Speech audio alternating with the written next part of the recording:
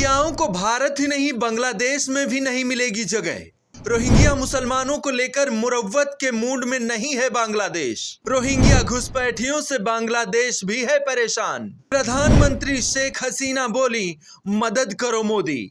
जिन Rohingya मुसलमानों की पैरवी हिंदुस्तान के कई राज्यों में की जाती है, ममता बनर्जी से लेकर देश के कई बड़े नेता मानवीय मूल्यों की दुहाई देते फिरते हैं।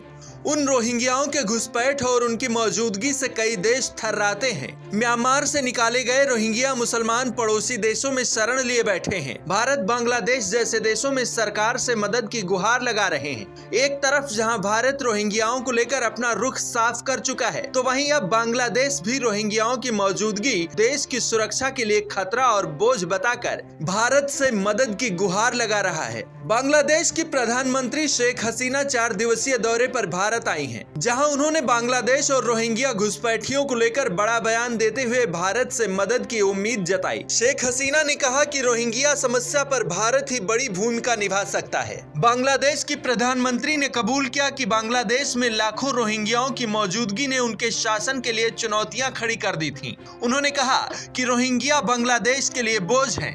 बांग्लादेश में 11 लाख रोहिंग्या हैं, जिन्हें वापस भेजने के लिए हम अंतर्राष्ट्रीय समुदाय और अपने पड़ोसी देशों से भी सलाह कर रहे हैं। हमने म्यांमार से भागकर आए रोहिंग्याओं को शरण देने और मानवीय पहलुओं को ध्यान में रखते हुए उनकी देखभाल करने की कोशिश की, लेकिन अब वक्त आ गया है कि रोहिंग्याओं को म्यांमार वापस भेजा जाए। 4 दिवसीय दौरे पर भारत आई बांग्लादेश की प्रधानमंत्री शेख हसीना भारत के प्रधानमंत्री नरेंद्र मोदी और राष्ट्रपति द्रौपदी मुर्मू से मुलाकात करेंगे, जहां दोनों देशों के बीच कई अहम मुद्दों पर चर्चा होगी, जिसमें रक्षा सौदा, जल बंटवारा, रोहिंग्या घुसपैठ के साथ साथ कई महत्वपूर्ण विषय शामिल होंगे। रोहिंग्याओं को लेकर शेख हसीना की तरफ से दिया गया बयान सबसे ज्यादा अहम है, क्योंकि भारत के साथ साथ बांग्लादेश के लिए भी रोहिंग्या चुनौती हैं। भारत में रोहिंग्याओं के कई पैरोकार भी हैं।